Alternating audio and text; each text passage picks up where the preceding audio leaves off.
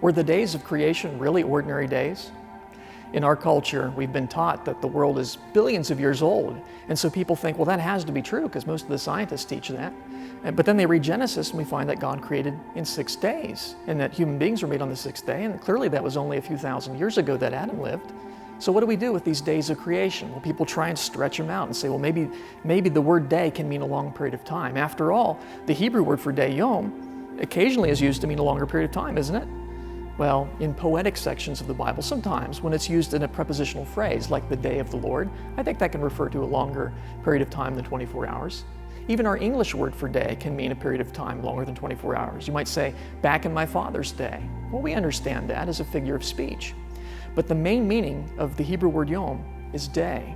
That's what it ordinarily means. And certainly that's what it means when it's used in context with other words that clarify that.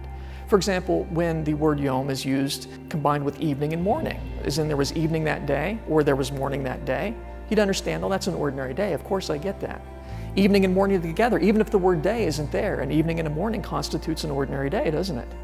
When the word day is used with a number, like the first day, the second day, the third day, the fourth day, it's always translated as day everywhere you see it in Scripture. Of course, if I said the third day, you'd understand I'm talking about ordinary days.